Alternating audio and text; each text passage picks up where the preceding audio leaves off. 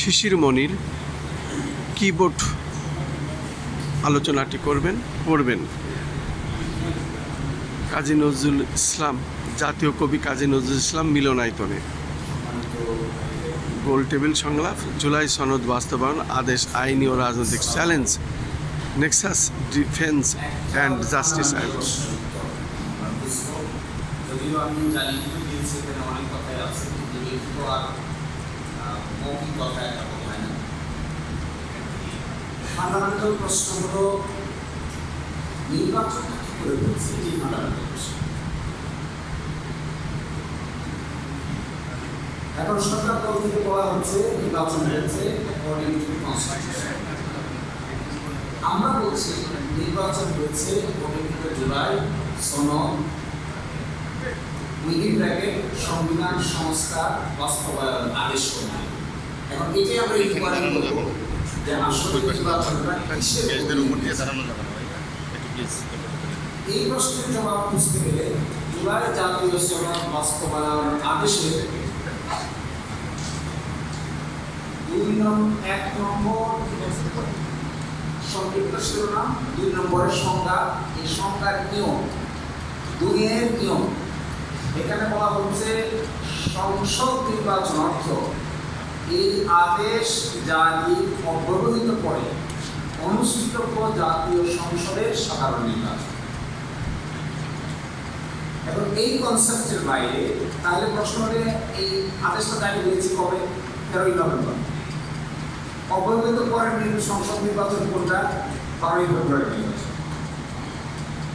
এই আদেশকে অস্বীকার করে 12ই ফেব্রুয়ারির নির্বাচন যে হবে তার আইনগত ভিত্তি ওনারা বলছেন আর্টিকেল 123 তার আইনগত ভিত্তি। 123 কি আছে? আর্টিকেল 123-এ নির্বাচন হওয়ার কি পদ্ধতির কথা বলা আছে। 123-3 সংসদ সদস্যদের সাধারণ নির্বাচন অনুষ্ঠিত হইবে মেয়াদ অবসানের কারণে সংসদ ভাঙ্গিয়ে যাওয়ার ক্ষেত্রে ভাঙ্গিয়ে যাওয়ার পূর্ববর্তী 90 দিনের মধ্যে। তাহলে আমাদের সংসদ মেয়াদ অবসানের কারণে ভাঙে নেই। আমাদের সংসদ ভেঙেছে হলো একটা স্পেশাল সার্কামস্টেন্সেসে আগস্ট মাসের 6 তারিখ। তাহলে এটা প্রযোজ্য না। মেয়াদ অবসান ব্যতীত অন্য কোনো কারণে আমাদের সংসদ ভেঙেছে, অন্য কোনো কারণে, অবসানের কারণে, অন্য কোনো কারণে সংসদ ভাঙ্গিয়া যাইবার ক্ষেত্রে ভাঙ্গিয়া যাইবার পরবর্তী 90 দিনের মধ্যে। তাহলে এখনকার সিচুয়েশনটাকে যদি আমরা সংসদ ভাঙ্গিয়া যাওয়ার মেয়াদ উত্তীর্ণ ছাড়া অন্য কোনো কারণে ভাঙে, আমরা ধরে নিলাম অন্য কোনো কারণে ভেঙেছে। অন্য কোনো কারণে ব্যাংক ভাঙলে নির্বাচন হওয়ার কথা ছিল 6 আগস্ট, ভেঙেছে 6 সেপ্টেম্বর, 6 অক্টোবর, 6 নভেম্বর, কিন্তু নির্বাচন তো হয় নাই। তাহলে বোঝা গেল 123 অনুচ্ছেদে 3 বর্তমান নির্বাচন অনুষ্ঠান করার ক্ষেত্রে আমাদেরকে বড় সাহায্য করে। তাহলে সাহায্য করে কি জিনিস? এই সাহায্য করে না দেখে এই জুলাই জাতীয় সনদ বাস্তবায়ন আদেশের প্রয়োজন হয়েছে। আরো কয়েকটা জায়গায় একটু সাহায্য করে নাই। 1 নম্বর সাহায্য করে নাই অ্যাটর্নি জেনারেলের নিয়োগ। অ্যাটর্নি জেনারেলের নিয়োগ হয়েছে আপনারা দেখবেন 6 তারিখ রাত। 6 তারিখ রাতে অ্যাটর্নি জেনারেল হলো কি করে? কারণ 6 তারিখ রাতের প্রাইম মিনিস্টার নাই, প্রেসিডেন্ট সরকার নাই, প্রেসিডেন্ট সাহেব তাকে নিয়োগ দিয়েছেন। ওনার নিয়োগটা দেখতে দেখবেন যে উনি যে প্রধানমন্ত্রীর অ্যাডভাইস পায় তাকে নিয়োগ দিয়েছেন, এই গভর্নমেন্ট নাই। তাহলে আমাদের অ্যাটর্নি জেনারেল কিভাবে নিয়োগ হলো?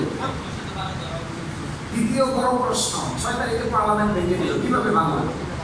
পার্লামেন্ট ভাঙতে পারে না, প্রেসিডেন্ট কি করে পার্লামেন্ট ভাঙবে? পার্লামেন্ট ভাঙার নিয়ম হলো অবশ্যই প্রধানমন্ত্রীর লিখিত অ্যাডভাইস পাইতে হবে পার্লামেন্ট। তো প্রধানমন্ত্রী তো নাই, লিখিত অ্যাডভাইস দিলে কে? পরবর্তী বড় প্রশ্ন যে অন্তর্বর্তীকালীন সরকারের কথা বলা হচ্ছে, এটাও সংবিধানের কনসেপ্ট নাই। যে শপথটা নেওয়া হয়েছে এরকম কোনো শপথই আপনারা সংবিধানে দেখতে পাবেন না।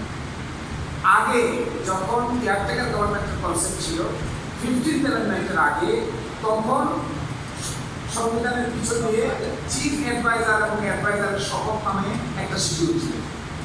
কিন্তু পঞ্চদশ সংশোধনীর মাধ্যমে এটা বাতিল হয়ে যাওয়ার পরে ওই শপথের পাঠ্যক্রম বাতিল হয়ে যায়। তাহলে শপথটা কি করে নিলেন?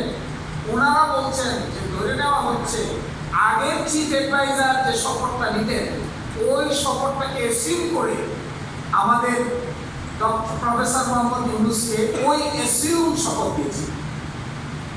এসিউম শপথ অ্যাডভাইজারদের কেউ দিয়েছেন।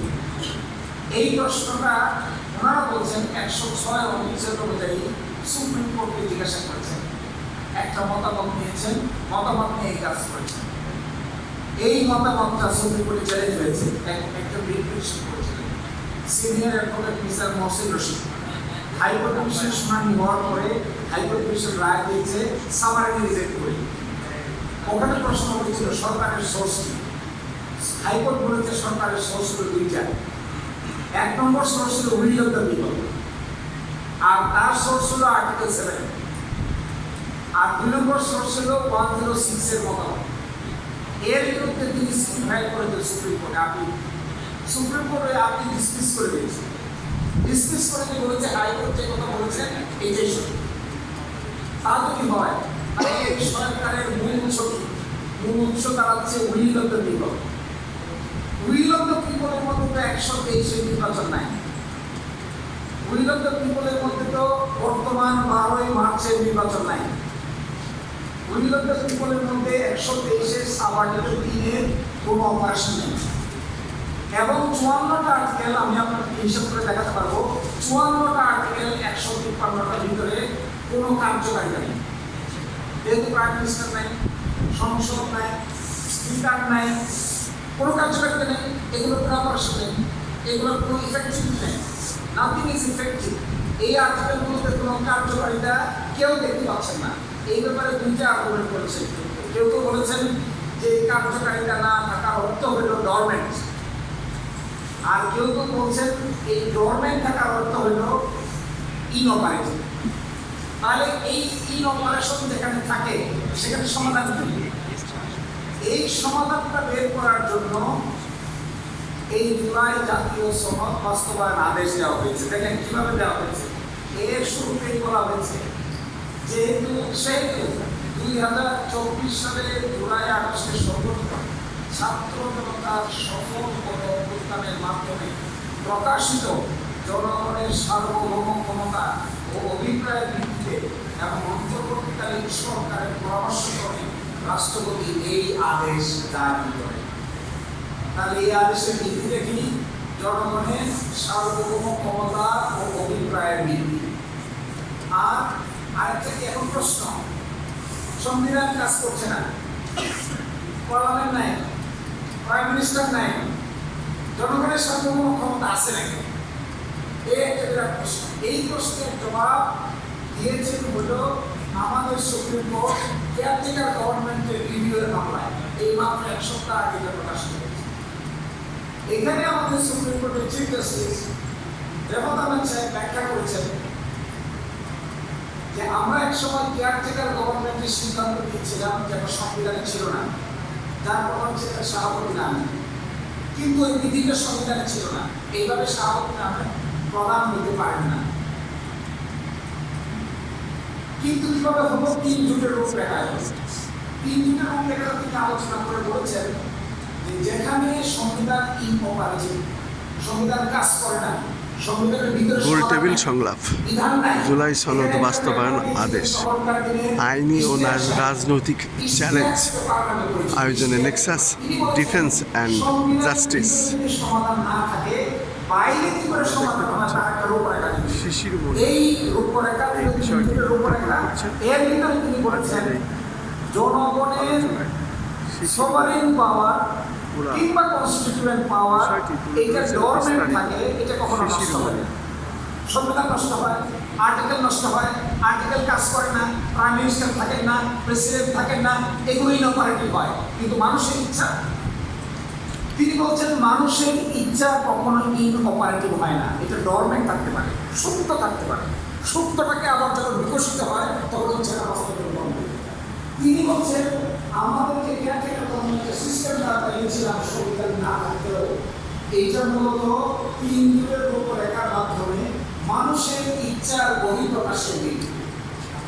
আমাদেরকে আদেশ করতেছে রাষ্ট্রপতি কিভাবে দিলেন? তিনি দিলেন হলো গণভোটের মাধ্যমে প্রকাশিত জনগণের সার্বভৌম ক্ষমতা ও অভিপ্রায়। এটা কিন্তু বিচার পেলেন রাস্তায় ইন্টারভিউ সংলাপ জাতীয় কবি কাজী নজরুল ইসলাম মিলনায়তনে হচ্ছে এবং শিশির মনীষ পুরা বিষয়টি উত্থাপন করছে।